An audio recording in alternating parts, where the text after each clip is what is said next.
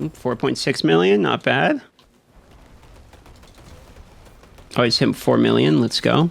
Some pros of this build. It is the most fun build I've ever played. It is the hardest hitting damage I've ever played. It is fairly tanky, okay? And also, technically, I don't think it needs any uniques. Now, the version of this build I am running is running one unique, which I will show you in a moment, but you don't need like Tempest Roar or the helmet or some of the harder uniques that it seems like the drop rate is really bad on for whatever reason. I know a lot of people are struggling to get the Tempest Roar helmet, so I want to share that's a pro as well today. Some of the cons of this build is it does seem like it's a little min-maxy, and you're kind of got to get the right pieces, and you have to have good cooldown reduction. But other than that, the build seems to be pretty good. Now, it took us about 9 hours to figure this out between me and the chat, and I do want to be clear, I think this build has a lot of room to grow, so you might actually see something in this build yourself that you think, I think I have a better idea, and I encourage you to run with that, because this is 1 day worth of work, and it started with a very poor version of the build, and we slowly optimized it more and more throughout the day until we got to a version that I'm happy to share with you guys today. Now, this is built around the buff that Blizzard most recently did around Nature's Fury, that it buffed it from 20 to 30% to give you a free skill, which was a 50% buff, and I had previously messed around with Nature's Fury, and I really enjoyed it, so I wanted to try it again, which is why now we're running into this build. So let's explain how the build actually works. So the first thing you need to understand is how Nature's Fury works, and Nature's Fury gives you a 30% chance if you're casting an Earth skill to use a Storm skill as well in addition. But then if you're using a Storm skill, you have a 30% chance to get a free Earth skill. Well, this works a little bit different than you might originally think. Now, if I actually use Trample like this, it not only uses Trample, but it casts the landslide effect, because I am using the aspect here of Trampled Earth that casts the landslide. But when I do the landslide and cast that, you'll notice I actually got a tornado. Well, why would I get a tornado if Trample is a Wrath skill? Surely I should get a Hurricane as that's a Wrath skill. Well, you would get a Hurricane. That does happen. However, the reason that I got a tornado out of that one also is because when we cast landslide, that is actually a core skill. So in addition to the trample being cast, it also qualifies the landslide that is cast as well as a core skill, so you might get a tornado, you might get a lightning storm, and what have you. So that is why if you use this, I got a tornado and a lightning storm on that one, because it did 2 casts of landslide. One of them did the tornado, one of them did the lightning storm, and then you can see the hurricane right there as well. So we actually got from one ability, we got the trample, we got double landslide, a tornado, and a lightning storm from just using the trample, which is where the trample is going to be quite good within this build. So I wanted to explain that part of the Nature's Fury from the beginning, so you can understand that when you have these multiple casts, all of the skills that you're casting, in addition to the original skill that you're casting, also have the ability to proc additional skill procs. And the reason this is so important is because we're going to be running the boots that makes it when the Nature's Fury key passive triggers a free skill, your non-ultimate cooldowns of the opposite type are reduced, and you can see there by 7 seconds, preferably 8 seconds would be the maximum row on this. So let's say I use like Earthen Bulwark, and then I use Hurricane, or I use Trample, or what have you, and then I cast it, my Storm skill here. You're going to notice the cooldown can go down very quickly, because when it procs that bonus Nature's Fury, it gives me the opportunity here to be able to have that cooldown happen. And when that cooldown happens, I can recast my ability. Now, where actually the big chunk of damage is coming from, funny enough, is not even the trample, but the Earthen Bulwark itself, which is where the big multi-million crits are going to be coming from. Because if you look at the way Earthen Bulwark works here, Earthen Bulwark itself, okay, it creates a barrier and makes us unstoppable. But in addition, innate Earthen Bulwark sends out shrapnel dealing damage, and this damage scales by barrier bonus. So the more barrier we have, the more damage we're effectively doing. So we actually create more barrier generation by running barrier generation gems here as well. Now, I want to be perfectly clear from the beginning. You might see the Tempest Roar. This is only because of a lack of a better helmet at the moment. You don't actually need Tempest Roar at all for this build. The only unique, if you want my version of this build, is the Great Staff of Crone because we are actually using Claw, and I seem to be liking the Claw variant of this pretty good. It makes it a Storm skill, and we're only using one Werewolf skill, so we don't need Tempest Roar in order to make the Storm skills and Werewolf thing, a thing. But in addition here, it also casts Storm Strike as well, and the reason that is going to be good is because if we are casting Storm Strike, it gives us vulnerability, but it also gives us damage reduction. So we have some more innate damage reduction from actually casting that ability as well. Now, I'm going with a lot of damage reduction type of skills. My basics will give me 20% damage reduction as well. And you're going to notice I have damage reduction here on my chest plate as well as bonus damage and some rings of Earthen Bulwark.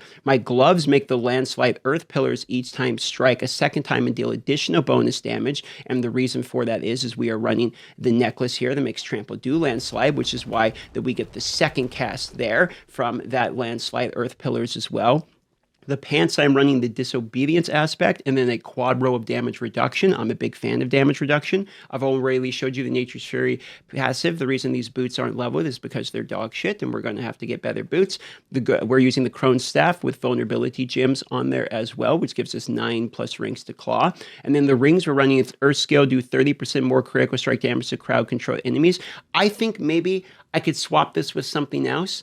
I'm trying to think I was thinking maybe like primary, you do more damage the more primary resource you have, for instance, as we don't actually use any spirit in this build because all of our moves that we're using here don't cost spirit. We actually never cast the core skill. So because of that, we never have to worry about actually generating spirit ever, and it's always at maximum because we never use that. For that reason, when we're doing things like the Paragon board, we don't have to worry about spirit generation. I don't take any of the nodes that give us spirit generation, which allow me, and we'll show you the board in a moment, which allow me to go and only focus on things that give me damage and give me as many glyphs spots as possible. Now, I'm also using natural balance. I think this one's a little obvious, that casting a storm skill grants your earth skills critical strike, and casting an earth skill grants you critical strike chance for storm skills. Okay, so this is kind of a yin-yang back and forth between earth and storm skills, and those are all of the aspects we are running. Now, to go back to the abilities and sort of walk you through the skill tree here at the moment, okay?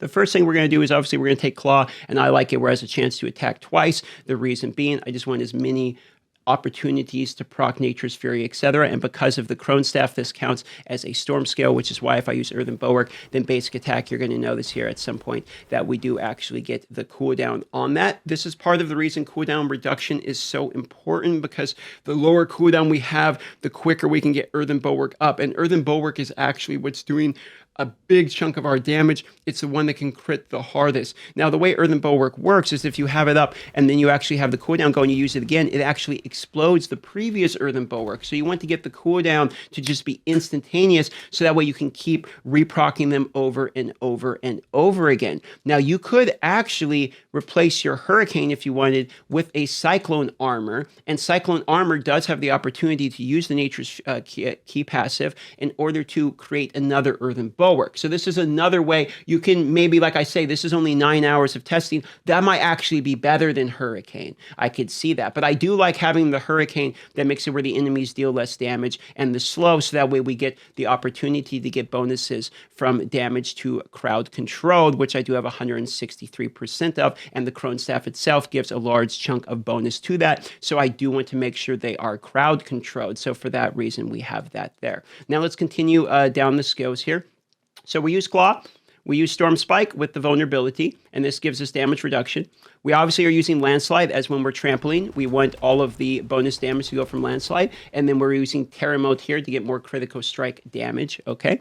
Now, I'm using critical strike chance to close enemies, and I'm using damage reduction in Werebear form, because we do actually use this, and then we go back to normal human form here, or werewolf form, and then this lasts for 3 seconds, which you might be surprised, we're actually going to be trampling basically about every 3 seconds, so we're getting that damage reduction most of the time. Now, Earthen Bulwark, I only have a single point in, but I have +4 ranks from the chest plate. I would like to get more ranks into this, as it will increase the barrier percentage, which is where we're going to get more damage from. I'm just unsure of where I'm going to remove my points from yet. This could be potential for a better min-max. I'm still figuring that out. I have 1 point in the non-physical just to get 15% damage reduction after using defensive, because we're always going to have that up, as due to the fact that we're always going to be reprocking our Earthen Bulwark. We will always have an additional 15% damage reduction. Skip all of the companion tree. Don't really need any of that. Again, we don't need spirit generation or any of these types of things. Now, if we continue here, and the distant enemies might be okay, but for the most part, I find myself right on top of people, so I'm not really too worried about that. Now, Hurricane, like I said, I like the damage reduction, and I like the slow, and I also, I think there's something to be said for the vulnerability, but I'm using the exploit glyph, which we'll talk about the Paragon Board in just a moment, so I don't really necessarily need it. We're using Trample with the Fortify, as Fortify is, I think, better personally than the Spirit, as again, we're not using Spirit at all in this build. Now, the Earth skills here, increase damage to slowed, stun enemies. We're taking that because we are doing a lot of slowing as well as stunning. And then here we have, or immobilizing, I should say. And then we have Fortify from Earth skills, which is sort of obvious. And then we have the Fortify damage as well, where we get more damage from that. Now, this might be the confusing one, which is poison enemies are slowed by 8%. We only take 1 point in that so that we can take 1 point in Toxic Claws so that our werewolf skills, specifically this claw right here, this gives us the opportunity to poison the enemies. And the reason we want to poison the enemies is so that we can take the 30% additional critical strike damage. So if we're on a single target, we can poison that person with our claw, then we can get bonus damage. So this helps a little bit with things like bosses. I am willing to wiggle a little bit in this spot, but from what I understand, this 30% seems to be pretty good. Chat was explaining this is multiplicative. I haven't tested it myself. I just chose to believe them. Now, if you continue here, resonance with the nature's magic here triples the bonus of the damage if an earth skill is the cast after a storm skill and vice versa. So for that reason, there's obvious synergy in like using hurricane into earthen bulwark, etc. Now, I also take a 1 point in nature's magic consume heals you for maximum life because I just like to constantly have a flow of HP coming in. I didn't feel like I need too many of that. And then I take the 12% increased nature magic damage as again, these are all nature magic moves. So for that reason, we're going to just take that. Now, quick shift here. We take 1 point in that to get a little bit of bonus damage when we transform. For instance, we go from human to werebear, so we would get that proc there. From werebear to the basic attack, we get that proc. And when we use the other moves that make us human form, etc., we would get the bonuses from that as well. And upon shape shifting, we gain 12% damage reduction against elites for 5 seconds. So I'm also going to take that because we are shape shifting quite often. So we get a lot of damage reduction from that, and then paired with the damage reduction from the basic, etc., we can get quite tanky. Now, the ultimate I've gone back and forth on, I ended up settling with Petrify because it stuns people for 5 seconds in AoE, which helps with survivability. But I also like Lightning Storm. The good thing about it is Nature's Fury also works on Ultimate, so very often when you're using this, you will actually get a Lightning Storm with it. I like the fact, I actually don't need to take the Killing Enemies Grant 25 Spirit. As I'm sitting here looking at this, I realize that's actually a poorly optimized version of that. So I'm going to take a point off that here, and I'm probably just going to put that into resonance as we don't remotely actually need spirit. I'm glad I noticed that here. You can see we're still, like I say, we're still making the build a little bit better, okay? But I also, against bosses, increases the critical strike damage and the duration, and I do find that bosses are where we struggle a little bit with our damage as well with this build, and then obviously we take the Nature's Fury key passive. So that's sort of what the skill tree looks like. Now the Paragon board, I think, again, can be better optimized, and please keep in mind when you look at this here, we're only 9 hours into this, so our glyphs are not leveled. I'm using Protector, I'm using Undaunted, I'm using Exploit, Fang and Claw, as well as Earth and Sky, but I'm going to walk you through it real quick. Here's the basic starting one. We go up here, most of the basic ones you would assume. We use Exploit right in the beginning here, that way we're applying vulnerability on everybody. As we go up here, we're going to take Storm Skills, increase critical strike damage. I think this is fine. We get critical strike and vulnerable damage, which I like. Damage to crowd control enemies here. I put my Earth and Sky socket right here. Damage to vulnerability, or excuse me, damage reduction from vulnerability, I think is good because damage reduction is good because I'm having trouble surviving at the very highest. You know, Nightmare tier dungeons, when we push, it starts going to be somewhat difficult. Storm skill here in order to go up on the next tree. And then we also went left here and we went right here. So this is sort of where we split our board. When we went right, I did take this core skill damage. The reason is all of it, even though I'm not casting the core skills, when I use Trample, this does count as a core skill. So not Trample itself, but the landslides that Trample actually casts count as a core skill. And so for that reason, we do want the core skill bonuses. And this is where I chose to go with Fang and Claw, which is going to give me core skill damage, as well as while in werewolf or werebear form, close enemies take increased damage, so that is going to help slightly with the trample as well. And then I just took the obvious core and basic skill damage, and I didn't go up here to take the after spending spirit increased damage, because again, we're not actually spending any spirit, so we wouldn't actually proc this thing ever. So I used this for a while while trying to figure this build out, and then someone in chat said, you know, you're not casting any, you're not using a spirit, are you? And I was like, You know what? That's a fantastic point, sir. So shout out to Ebby who noticed that on the build, and we removed that. And then we use those extra points here to actually go up. And then what we did is we increase our werewolf skill damage here. Again, we don't need spirit, so we remove the spirit from there. And then up here, we have the protector glyph, which once this is expanded, will be procced. And what this is going to do is obviously gives us werewolf skill damage, healing, receive willpower, all that. But it grants bonus to the rare nodes, which will help mildly. But more importantly, we gain damage reduction while we have an active barrier. Now, the reason we like this here is because Earthen Bulwark obviously gives us a barrier. So that's the whole point of that. And then we want the damage reduction. Sorry about the alarm. We want the damage reduction while barrier, so that way we keep our barrier as high as we can so that we're doing, you know, more and more and more damage. So from my understanding, it's the way it works. You have the higher barrier and you do more damage. So that's the reason for that. Now, I think this is probably my most poorly optimized version of the Paragon boards and can get better still. Now, after this, we go left over here, and this is probably my favorite portion of the board, which we go up here and we take the Earth skills. We take all the Earth skill damage, and I need more dexterity and willpower to proc the additional here, but we take critical strike damage to crowd-controlled enemies as well as the Earth skill damage. We take all of the rare nodes from here as well. Then we're going to go here and leave Undaunted, which gives us increased damage while we're fortified. We're obviously going to be fortified a good amount within this build, so for that reason, we're going to be running that. And then here, you're going to notice critical strike damage from Earth. We go left just so we can go up here to get more damage to crowd-controlled enemies as well. And then we kind of do a little whoopie-doo here around in order to get Earth skill damage, increase crowd-control damage. So basically, kind of the obvious boards, the ones that work with Earth and Storm skills, you know, and that's kind of just been our focus for this board. And for the most part, I'm fairly satisfied, but I think there could be improvements to be made, and mathematically, it's probably not 100% perfect. But for the time being, that is what I have on my Paragon board. So let me show you a little bit of gameplay here. Oh, and one last point before we get into the combat I want to show you is that, again, Tempest Roar is not required in this build. If I actually remove this, this ability is still a Storm ability, and we don't need it at all, and it will still proc Nature's Fury, etc. There's an Earth attack. And the reason for that is because Claw is a Storm skill due to the Great Staff of the Crone. So we don't actually need that, and it would actually make my Storm skills Werewolf skills. It wouldn't actually make my Werewolf skills Storm skills, which are something actually different. So for that reason, I know Tempest Roar is a difficult item to get. You don't need it. I'm using it for the secondary stats, and I will be replacing this helmet. The other part is you probably don't even need the Great Staff of the Crone, because what you could arguably do is just remove the Claw, and I actually really like the Claw because it's fun, it seems to hit decent, the +9 rank seems to be pretty good, and the attack twice and all that gives us an opportunity really to get a lot of Nature's Fury key passives out, but you could probably just run Storm Spike if you wanted, and that would be just fine. It might not be as good in terms of the basic, but you might actually have some concepts in your brain here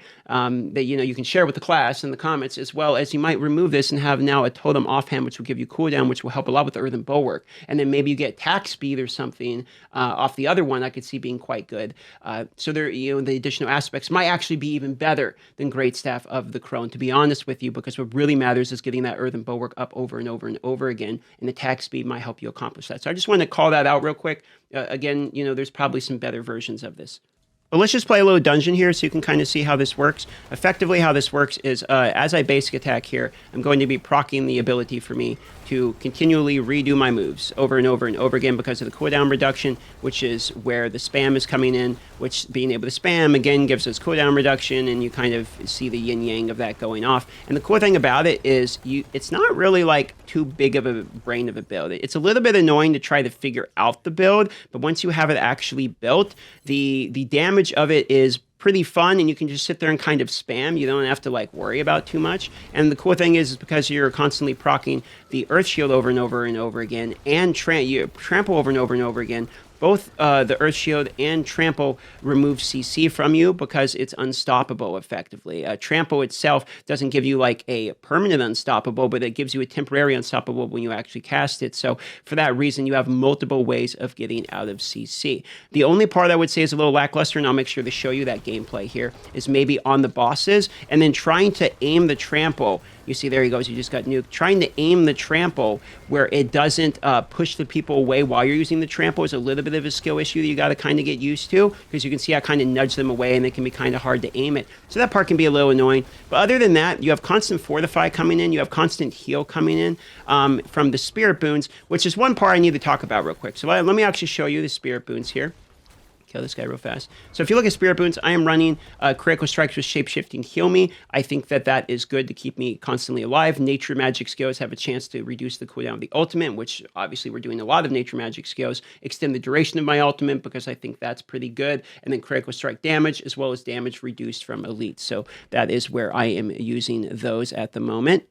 Now, if you're wondering how I get these big, like, 4 million, crits that you saw in the beginning, that is from the Earthen Bulwark, like I was explaining. So when you have an Earthen Bulwark and you're at full capacity and you have them vulnerable, and slow and crowd control and all the stars align, right, then you have Petrify going and all that, you can actually hit quite high. And somebody in chat was saying that he actually runs a similar build and he's seen people hit for, like, as high as 1 billion, which I'm not sure if I 100% believe.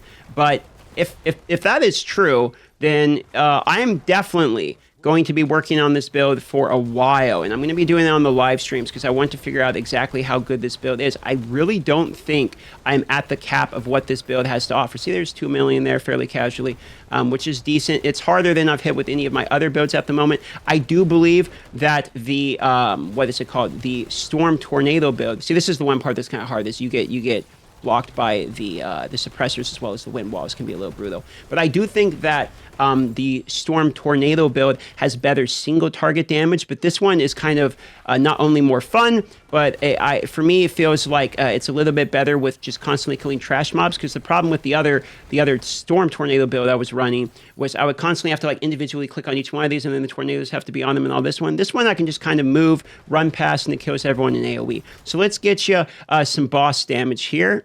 Oh, and this should be fun. We got a Lethal Shrine Rise. We got it. So let's alt. Let's use everything. And then there you go. Granted, we have a Lethal Shrine, so we're hitting more than we normally would. But that's a pretty fun example. I like that. Look at that. We got Mads Wolf Glee there. So you can kind of see that's how it works. Oh, let me get another boss fight because that one was cheesy because I had a Lethal. And just as a reminder here, these glyphs are not done. These glyphs I have a couple of them at 15, but they go all the way to 21. And I have one at 1 and one at 6 here. So they're not all the way activated. This build still has room to grow. Well, I'm an idiot. I did the whole Nightmare Dungeon that doesn't actually have a boss at the end. So we're going to settle for the PvP boss instead. Oh, no, we're not. I thought we were, but no, we're not. I guess you get to see how it looks in PvP against a rogue, and I'm getting dazed. Where is he? Oh, there he is. Okay. Wait for it. Okay, so I probably should have used my healing potion. Another one. All right, where is he?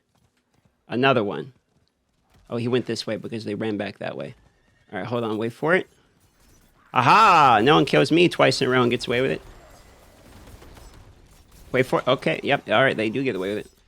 Okay, here we go. I had to wait for the boss to spawn. So let's go ahead and do all our moves, and let's see if I can give you a little bit more real example of boss damage. Yeah, this one looks a little bit more fair. This is kind of, you can see there's a lot of smaller numbers in there. There's a couple of the bigger numbers when we actually get the Earthen Bulwark to pop. But other than that, that's about what it looks like. Now, if you have any suggestions that you think this build can get better, feel free to come by the live stream. We actually are live stream every day at 11 a.m. Pacific. So by the time this video is posted, very shortly afterwards, we're actually going to be live at twitch.tv/StarthMicrotransaction. And let's continue to hold out the build. The plan today is to get the build down to about the best that I can get it before we move on with another class. And so I would love to see you guys there. Thank you so much for watching. Consider subscribing if I've earned it. If not, don't worry about it. Have a wonderful day.